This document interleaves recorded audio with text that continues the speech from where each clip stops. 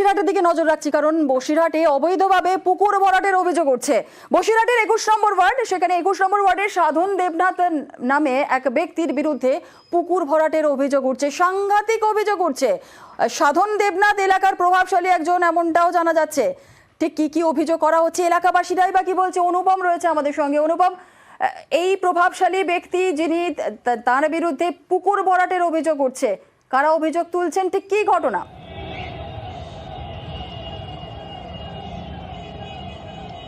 দেখো, এই যে বসিরহাটের পৌর এলাকার একদম 21 নম্বর ওয়ার্ডের সুকান্ত উদ্যানের যে পিছনে সাধন দেবনাথ, তার যে বড় একটা পুকুর, সেই পুকুরটা কিন্তু ভরাট করে দিচ্ছে। প্রায় 20% ওপরে কিন্তু মাটি দিয়ে ভরাট হয়ে গেছে এবং সেই ছবিও কিন্তু আমাদের কাছে একদম পরিষ্কার। এবং এই বিষয়ে কিন্তু এলাকার মানুষের যেটা বক্তব্য, যে সেখানেই কিন্তু সবাই স্নান করে, সেই জল ব্যবহার করে, প্রচুর মানুষ, শয়ে শয়ে মানুষ কিন্তু সেই পুকুর ব্যবহার করে। এবং একটা কথা কিন্তু পরিষ্কারভাবে কিন্তু বলা, মানুষ কিন্তু এই সাধন দেবনাথের যে পুকুর, সাধন দেবনাথের নামে এক ব্যক্তি, তারই পুকুর, কিন্তু সাধন দেবনাথের নামে কিন্তু মুখ খুলতে কিন্তু নারাজ কিন্তু এলাকার মানুষ কিন্তু ভীত সন্ত্রস্ত।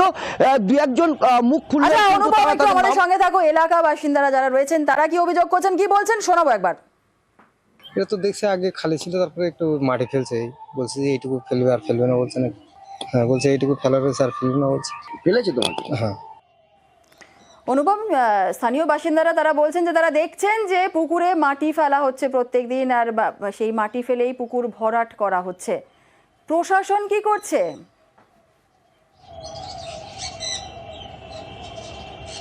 দেখো, আমরা কিন্তু এই যে 21 নম্বর ওয়ার্ডের যে কাউন্সিলর, তার সঙ্গে যোগাযোগ করেছিলাম। তিনি জানিয়েছে যে তিনি জেনেছেন বিষয়টা এবং পৌরসভাকে জানিয়েছেন, তিনি ব্যবস্থা নেবেন। এবং ওই যে পুকুর, যে পুকুরে মাটি ভরাট হয়েছে, যতটা ভরাট হয়েছে, সেই মাটি তুলে পুনরায় পুকুরে পরিণত করা হবে বলে তিনি জানিয়েছেন। কিন্তু এটাই কিন্তু একটা প্রশ্ন থেকেই যাচ্ছে যে এই পুকুরটা নাকি প্রায় বিগত 4 থেকে 5 মাস নাকি এই অবস্থায় রয়েছে, বন্ধ করা হচ্ছে। তাহলে এতদিন কাউন্সিলর ছিল কোথায়, এতদিন চেয়ারম্যান কি করছিল? কেন আমরা কি সেই সাধন দেবনাথের সঙ্গে কথা বলা সম্ভব হয়েছে? তিনি কি বলছেন?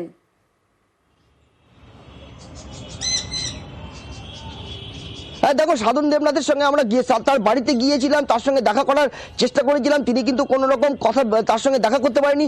তারপরে আমরা তার সঙ্গে ফোনে যোগাযোগ করেছিলাম। তিনি ফোনে যেটা জানিয়েছে যে এটা এই যে পুকুর, সেই পুকুরের কিছুটা অংশ বোঝানো হয়েছে ঘাট তৈরি করার জন্য। কিন্তু ঘাট তৈরি করার জন্য কিন্তু এতটা মাটি ফেলে প্রায় পুকুরের অর্ধেক অংশ কিন্তু ভরাট করার তারপরে প্রয়োজন হয় না। ঘাট তৈরি করার জন্য যেটুকুনি প্রয়োজন হয় সেটা কিন্তু আমাদের ছবিতে কিন্তু পরিষ্কার না।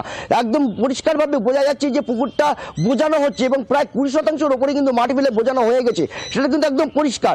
এবং এলাকার যে কাউন্সিলর, তিনিও কিন্তু স্বীকার করে নিয়েছে যে সেই পুকুরটা বোঝানো হচ্ছে এবং তিনি খবর পেয়েছে এবং চেয়ারম্যানকে জানিয়েছে, পৌরসভায় জানিয়েছে এবং সেই পুকুরটা পুনরায় পুনরুদ্ধার করা হবে বলে কিন্তু জানিয়েছে এলাকার কাউন্সিলর। বেশ, ধন্যবাদ অনুপম।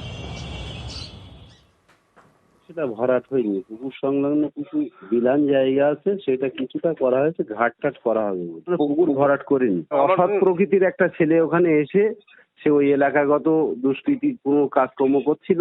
এবার সে ওই পাড়ার লোকজনের কাছে হেনস্থা হয়ে আমার প্রতি রাগ দেখিয়ে এটা পৌরসভায় কমপ্লেন করেছে। আমার যেটুকু প্রয়োজন সেটুকু আমার কাজ হয়ে গেছে, ওখানে আর কোনো কাজ হবে না। আর স্থানীয় কাউন্সিলর তিনি আশ্বাস দিয়েছেন এই পুকুর পুনরায় ফেরত পাওয়া যাবে। আমি পুকুর ভরা হয়েছে আমি জানি না, একদম অজান্তে কিছুটা পুকুরে কিছুটা বালি ফেলেছে। কারণ পুকুর জনগণের, এই পুকুর ভরাটাই আমি কখনোই চাই না। আমি চেয়ারম্যানকে অটোমেটিক বন্ধ করা হয়েছে এবং যেটুকু বালি ফেলা হয়েছে আমি চেয়ারম্যানের নিয়ে আমি নিশ্চয়ই সেটা পরিষ্কার করার ব্যবস্থা করবো। আমার জানা ছিল না, যেটুকু পাড়ি পড়েছে সেটুকু আমি তোলার ব্যবস্থা করবো, আর পুকুরে পরিণত করবো।